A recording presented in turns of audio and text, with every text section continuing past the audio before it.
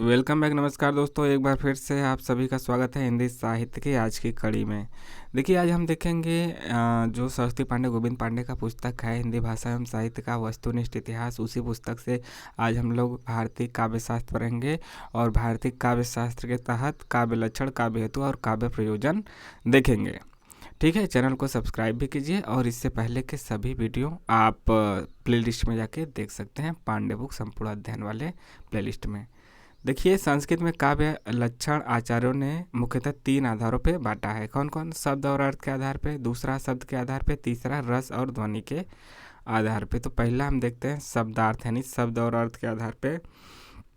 इधर आचार्य हैं, इधर इनके लक्षण दिया गया। यहाँ से पूछ दिया जाता है कि शब्दार्थ मतलब इधर दे देगा इधर का कोई, और पूछ देगा कि किसका है, किसने कहा है। तो आचार्य भामा का मानना है शब्दार्थो सहितो काव्यम, रुद्रट का मानना है ननु शब्दार्थो काव्यम, वामन का मानना है काव्य शब्दायन गुणालंकार संस्कृतयो शब्दार्थयो वर्तते, कुंतक का मानना है शब्दार्थो सहितो वक्र कवि व्यापार शालिनी बंधे व्यवस्थितो काव्यम तद्विदाहलाद कारणी। इसके बाद मम्मट का मानना है तद 200 शब्दार्थों सगुणावलंकृति पुनः क्वापि। वाग्भट का मानना है साधु शब्दार्थ संदर्भ गुणालंकार भूषितम स्फुटरीति सोपेतम काव्यम कुर्वीत कीर्तये। आनंदवर्धन का मानना है स हृदय हृदयालादि शब्दार्थ म्यत्वमेव काव्य लक्षणम। राजशेखर का मानना है गुणवदलंकृतंच वाक्यमेव काव्यम। विद्याधर का मानना है शब्दार्थो व पुरस्य शब्दार्थ व पुस्तावत काव्यम। क्षेमेंद्र का मानना है काव्यम विशिष्ट शब्दार्थ साहित्य सदलंकृति। इसके बाद दूसरा जो लक्षण शब्द के आधार पे है उसमें आपका दंडी है। दंडी का मानना है शरीरम तावदिष्टार्थ व्यवच्छिन्ना पदावली। जयदेव का है, जो आचार्य जयदेव हैं शब्द के आधार पे मानते हैं। इनका जो है, इनका कहना है, इनका काव्य लक्षण है निर्दोषा लक्षणवती सरितिर गुण भूषणा सालंकार रसानेक वृत्तिर्वाक्याव्य नामवाक। जगन्नाथ क्या मानते हैं, इनका काव्य लक्षण क्या है? रमणीयार्थ प्रतिपादक शब्द काव्यम। और तीसरा जो आधार है रस और ध्वनि के आधार पे, उसमें आपके आचार्य विश्वनाथ हैं। इनका मानना है वाक्यम रसात्मकम काव्यम। भोजराज का मानना है निर्दोषम गुणावत काव्य अलंकार अलंकृतम रसान्वितम कवि कुर्वन् कीर्ति प्रीतिचम प्रीतिंच विदंती। आगे क्या है, मध्यकालीन हिंदी कवियों ने निम्नलिखित काव्य लक्षण लिखे हैं। हिंदी कवि में देखते हैं जैसे केशवदास हो गए, मध्यकालीन सब हिंदी कवि हैं। इन्होंने माना है यद्यपि सुजाति सुलक्षणी सुबिरन सरस सुब्रीत भूषण बिनु न विराजई कविता वनिता मित। श्रीमती का मानना है यद्यपि दोष बिनु गुण सहित अलंकार सोलीन कविता वनिता छवि नहीं रस बिन तदपि प्रवीण। चिंतामणि क्या मानते हैं? चिंतामणि का काव्य लक्षण सगुन अलंकारन सहित दोष रहित जो होई शब्द अर्थ वारो कवित विबुध कहत सब कोई। कुलपति मिश्र का है दोष रहित अरुगुण सहित कछुक अल्प अलंकार शब्द अरस सो कवित हो ताको करो विचार। सुरती मिश्र का है वर्णन मनोरंजन जहाँ रीति अलौकिक होई निपुण कर्म कवि जो जूती ही काव्य कहत सब कोई। कवि देव का मानना है शब्द जीव तिहि अर्थ मन रसमय सुजस शरीर चलत वह जुग छंद गति अलंकार गंभीर। इसके बाद ये कौन है? मनमथ नाथ। मनमथ नाथ का मानना है, नहीं नाथ तो यही होंगे ना, मनमथ नाथ भिखारी दास, थोड़ा सा कट गया है, मनमथ नाथ। ठीक, मनमथ नाथ हैं। ठीक है, यहाँ पे हमें थोड़ा डाउट है कि नाम क्या है। अभी तो जो हमें लग रहा है मनमथ नाथ ही है, थोड़ा सा कटा है लेकिन दिक्कत की बात नहीं है। आपको यदि यहाँ पे लगे कि नहीं सर मनमथ नाथ नहीं और कोई है, तो यहाँ पे कमेंट जरूर कीजिएगा। इनका है सगुन पदार्थ दोष बिनु पिंगल मत अविरुद्ध भूषण जूत कवि कर्म जो सो कवित कही शुद्ध। भिखारी दास का है रस कविता को अंग भूषण है भूषण सकल गुण स्वरूप और रंग दृशन करे करूपता।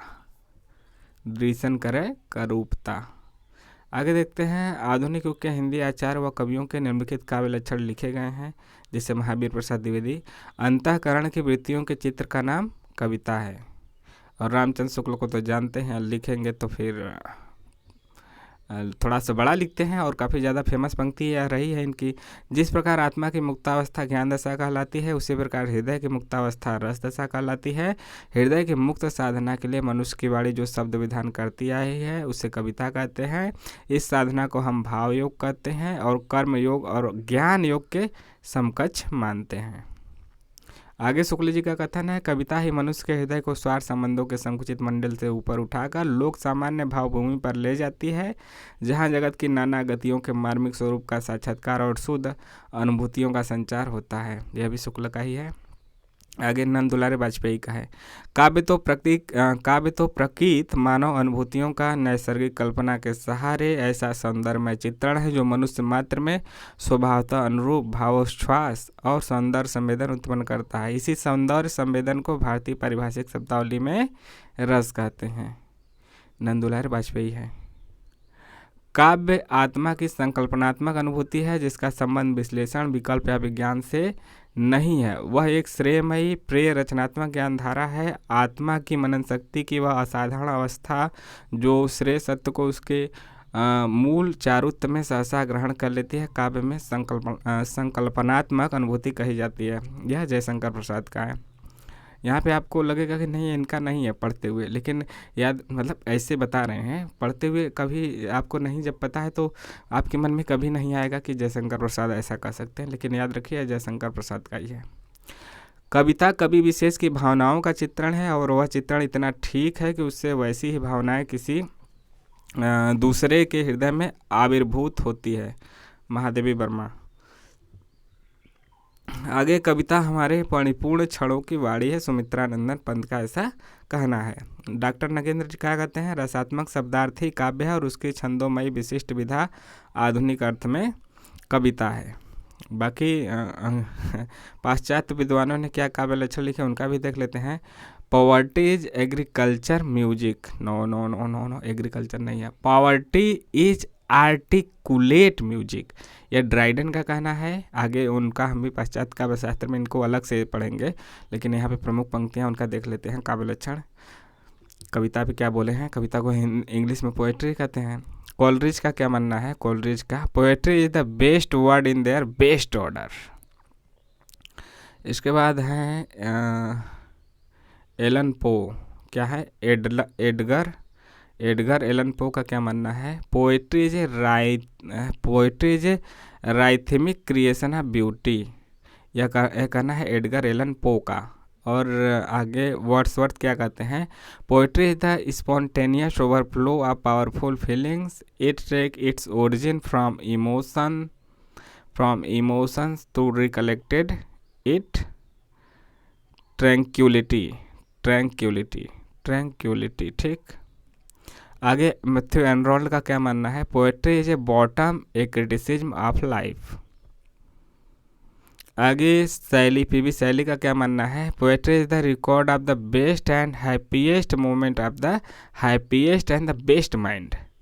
पीवी शैली आगे फिर कहती हैं, इनका मानना है our sweetest song are those that tell of saddest thought.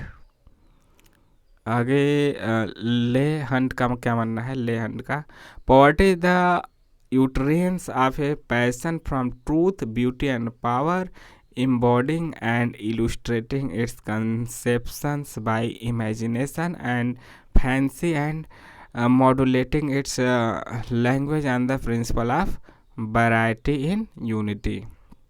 किसका मानना है, ले हंट का, ठीक है। यहाँ पे हमारे काव्य लक्षण समाप्त हुए। काव्य लक्षण अब हम लोग देखेंगे काव्य हेतु। काव्य हेतु का मतलब कि हेतु किस लिए, हेतु कारण। तो इसका देखते हैं, हेतु शब्द का अर्थ क्या होता है, हेतुर्ना कारणम, अर्थात हेतु कारण को कहते हैं, मतलब किस कारण से, किस हेतु आपका यह काम कर रहे हैं। कोई भी हम पूछते हैं तो कहा जाता है ना, अतः काव्य हेतु का अर्थ है काव्य के उत्पत्ति के कारण किसी व्यक्ति में काव्य रचना की सामर्थ्य उत्पन्न कर देने वाले कारण काव्य हेतु कहलाते हैं। बाबू गुलाब राय के शब्दों में हेतु का अभिप्राय, बाबू गुलाब राय क्या कहते हैं, हेतु का अभिप्राय उन साधनों से है जो कवि की काव्य रचना में सहायक होता है। भारतीय काव्य शास्त्र में काव्य हेतु के 3 भेद बताए गए हैं। कौन कौन? प्रतिभा, व्युत्पत्ति और अभ्यास। प्रतिभा, व्युत्पत्ति और अभ्यास। एक क्या है? काव्य के कारण। एक क्या है? यह उत्पत्ति के, काव्य की उत्पत्ति के कारण है या फिर हेतु है। क्या? प्रतिभा, व्युत्पत्ति और अभ्यास। इसमें प्रतिभा सर्वप्रमुख काव्य हेतु है। प्रतिभा सर्वप्रमुख है जिसे कवित्व का बीज माना गया है। आचार्य भामा ने काव्य अलंकार में कवि की प्रतिभा को ही काव्य सृजन का मूल हेतु माना है। यही है भी, मतलब बीज एक तरीके से है, उसी से तो उत्पत्ति होगी। बाकी व्युत्पत्ति, अभ्यास ये सब बाद में आएंगे। क्या माना है भामा ने? भामा ने क्या माना है? गुरु उपदेशा दधत्ते तुम शास्त्रम जड़ धियो प्लयम लम काव्यम तु जायते जातु कश्चित प्रतिभावतः। आचार्य दंडी ने नैसर्गिक प्रतिभा, निर्मल शास्त्र ज्ञान तथा सुदृढ़ अभ्यास को संयुक्त रूप में काव्य सृजन का हेतु माना है। कौन? दंडी ने। नैसर्गिकी च प्रतिभा श्रुतम च बहु निर्मलम अमंदाश्चपि अमंदाश्च चाभि योगोस्या कारणम काव्य संपदः।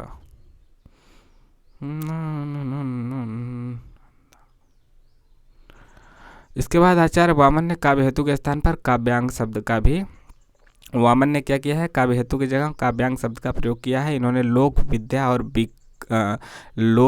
और प्रकीर्ण को काव्यांग यानी काव्य हेतु स्वीकार किया है। तो वहाँ पे हमने देखा कि क्या है, प्रतिभा हो गया, प्रतिभा, व्युत्पत्ति और अभ्यास था। लेकिन वामन ने क्या माना है? लोक विद्या और प्रकीर्ण। लोको विद्या प्रकीर्णस्य काव्यांगानी, मतलब यह पंक्तियाँ भी यदि पूछ दी जाए कि किसका, तो पता होना चाहिए ये वामन का है, ये पंक्ति दंडी का है और ये ऊपर वाला भामा का है।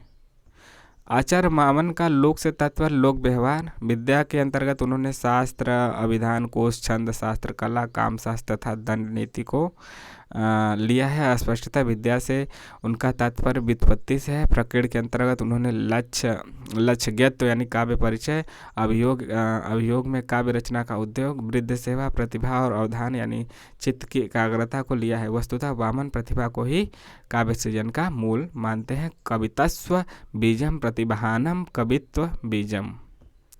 अब देखते हैं रुद्रट क्या मानते हैं। आचार्य रुद्रट ने शक्ति यानी कि प्रतिभा, व्युत्पत्ति और अभ्यास को काव्य हेतु मानते हैं। मतलब वही चीज़ है, काव्य में असार वस्तु को दूर करने, सार ग्रहण करने तथा चारुता लाने के कारण शक्ति, व्युत्पत्ति और अभ्यास ये तीनों स्थान पाते हैं। इन्होंने प्रतिभा को शक्ति कहा है, प्रतिभा को क्या नाम दिया है? शक्ति दिया है। तथा इसके 2 भेद किए हैं। शक्ति को सहजा और उत्पाद्या कहते हैं। एक जो सहज आ जाती है, एक जो उत्पादित की जाती है, यानी जो हम लोग कृत्रिम रूप से उत्पादित करते हैं। सहजा नैसर्गिक शक्ति है तथा उत्पाद्या व्युत्पत्ति है, यानी कि उत्पन्न करते हैं हम लोग। आचार्य मम्मट ने शक्ति, मम्मट क्या मानते हैं? मम्मट ने शक्ति, आचार्य मम्मट ने शक्ति, निपुणता तथा अभ्यास को संयुक्त रूप में हेतु माना है। मतलब अलग अलग विद्वान का मानना, तो मेन चीज़ को तो एक ही, सब लोग एक ही मानते हैं, एक ही को सभी लोग मानते हैं। बाकी चीज़ें मिलती जुलती हैं, बस नाम अलग अलग दे दिया गया है। देखिए यह मम्मट का है, यह पंक्ति याद रखिएगा। शक्ति, निपुणता, लोकशास्त्र, काव्याद्वेक्षणात् काव्यज्ञ शिक्षाभ्यास इति हेतुस्तदुद्भवे। नो। जयदेव ने चंद्रालोक में कहा है, जयदेव जो हैं चंद्रालोक में इन्होंने कहा है, श्रुत यानी व्युत्पत्ति और अभ्यास सहित प्रतिभा ही कविता का हेतु है। श्रुत, व्युत्पत्ति और अभ्यास सहित प्रतिभा ही कविता का हेतु है, जिसे मिट्टी पानी के संयोग से बीज बढ़कर लता के रूप में व्यक्त होता है। पंडित राज जगन्नाथ ने व्युत्पत्ति और अभ्यास को काव्य का हेतु न मानकर प्रतिभा का हेतु माना है। पंडित राज जगन्नाथ ने व्युत्पत्ति और अभ्यास को काव्य का हेतु न मानकर प्रतिभा का हेतु माना है। उनका कहना है काव्य का कारण केवल कवि में रहने वाली प्रतिभा है। काव्य का कारण क्या है? कवि में रहने वाली प्रतिभा है। यह पंडित राज जगन्नाथ का मानना है। ये इनकी पंक्तियां हैं। तस्य च कारणम कविगता केवलाम प्रतिभा, यानी प्रतिभा पे ही केवल जोर दिया गया है कि प्रतिभा है तो उसी से सब हो जाएगा। प्रतिभा यानी काव्य हेतुओं में प्रतिभा का स्थान सर्वोपरि है, ये तो सभी लोग मानते हैं। प्रतिभा नित्य नवीन उद्भावना करने वाली मानसिक शक्ति है। भट्टतौत ने नए नए भावों के उनमें से युक्त प्रज्ञा को प्रतिभा कहा है। भट्टतौत की बात की जाए तो इन्होंने नए नए भावों के उनमें से युक्त प्रज्ञा को ही प्रतिभा कहा है। क्या कहा है? भट्टतौत का पंक्ति याद रखिए, प्रज्ञा नवोन्मेष शालिनी प्रतिभा विदुः, यानी नए नए भाव के उनमें से युक्त प्रज्ञा को प्रतिभा कहा गया है। आचार्य अभिनव गुप्त ने प्रतिभा को अपूर्व वस्तुओं का निर्माण में सक्षम कहा है। प्रतिभा अपूर्व वस्तु निर्माणा क्षमा प्रज्ञा, यह इनकी पंक्ति है। किसका? अभिनव गुप्त का। आचार्य राजशेखर ने प्रतिभा के दो भेद किए हैं, पहला कार्यत्री और दूसरा भावत्री। कवि का उपकार करने वाली प्रतिभा को कार्यत्री कहते हैं, जो कवि का उपकार करे, और सहृदय का उपकार करने वाली भावयत्री। भाव कहाँ आता है? हृदय में तो आता है, इसीलिए तो हृदय का उपकार करने वाली प्रतिभा भावयत्री, और कवि का उपकार करने वाली कार्यत्री।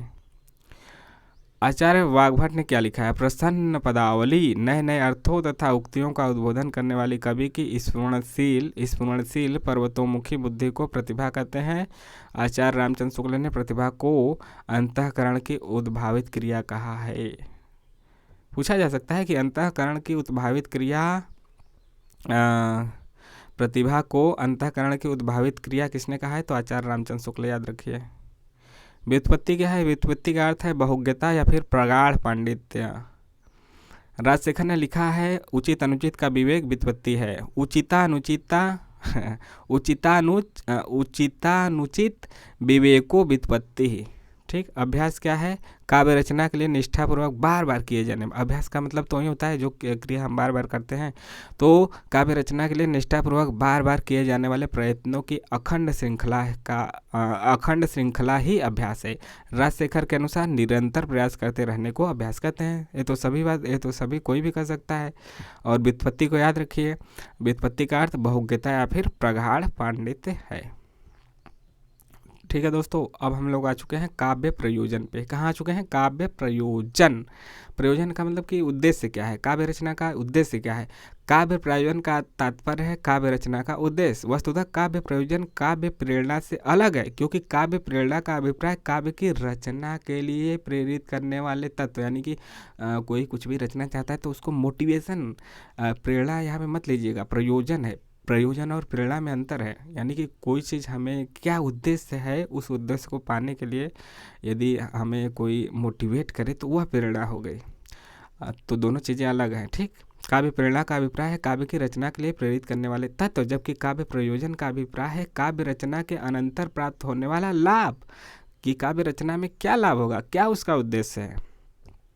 आचार्यों ने निम्नलिखित काव्य प्रयोजन बताए हैं। जैसे कि भरत मुनि कहते हैं उनका काव्य प्रयोजन है, यानी काव्य का उद्देश्य क्या है, तो धर्म, यश, आयुष, हित, बुद्धि वृद्धि, लोक उपदेश, दक्षता, चरम विश्रांति प्राप्ति। यानी काव्य का क्या उद्देश्य है, काव्य रचना का जो हम लोग जो साहित्य का रचना करते हैं उसका उद्देश्य ये सब मानना है भरत मुनि का। ये आठों। भामा मानते हैं चतुर्वर्ग फल प्राप्ति, कीर्ति, सकल कला ज्ञान, प्रीति। दंडी मानते हैं लोक व्युत्पत्ति। वामन मानते हैं कीर्ति और प्रीति। रुद्रट का कहना है धर्म कीर्ति, अनर्थोपशम, अर्थ सुख प्राप्ति। आनंदवर्धन का मानना है विनयोन्मुखीकरण और प्रीति। कुंतक चतुर्वर्ग फल प्राप्ति, व्यवहार ज्ञान और परम आह्लादित। महिम भट्ट का मानना है रसमय सदुपदेश और परमाह्लाद। अभिनव गुप्त का मानना है चतुर्वर्ग फल प्राप्ति, जाय सम्मति, उपदेश, परमानंद और यश। राजा भोजराज का मानना है कीर्ति और प्रीति। मम्मट का मानना है यश प्राप्ति, वित्तीय लाभ, लोक व्यवहार, शिवेतर क्षतये यानी अमंगल का नाश, सद्य पर निवृत्ति यानी तत्काल परमानंद की प्राप्ति, कांता समित उपदेश। ये सब विभिन्न विद्वानों का मानना है कि यह काव्य प्रयोजन है। बाकी देखते हैं और आचार्यों का क्या कहना है। हिंदी के आचार्यों के अनुसार काव्य प्रयोजन क्या है। हिंदी के आचार्य, सब तो संस्कृत के हैं। कुलपति मिश्र क्या मानते हैं? जस संपत्ति आनंद अति दुर्दन डारे सोई, होत कविते चतुरई जगत राम बस होई। देव का मानना है, देव का रहत घर न वार धाम, रहत घर न वर धाम धान, रहत घर न वर धाम धन, तरवर सरवर कूप, जस शरीर जग में अमर भव्य काव्य रस रूप। सोमनाथ का मानना है, कीर्ति वित्त विनोद अरु अति मंगल को देती, करे भलो उपदेश नित व कवित चित्त चेती। बाकी भिखारी दास का क्या मानना है? एक लह तब पुंज पुजन्न क्या है? एक लहे तब पुंजन के फल जो तुलसी अरुसूर गोसाई, एक लहे बहु संपत्ति के स्वभूषण जो बरबीर बढ़ाई। एकन को जसही सुप्रयोजन है रसखानी रहीम किनाई, दास कवि धन की चर्चा बुद्धिवंतन को सुख दे सब ढाई। बाकी मैथिली शरण गुप्त का क्या मानना है? केवल मनोरंजन न कवि का कर्म होना चाहिए, उसमें उचित उपदेश का भी मर्म होना चाहिए। यह इनका मानना है।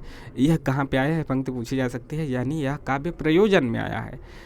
काव्य उद्देश्य, प्रयोजन का मतलब कि उद्देश्य।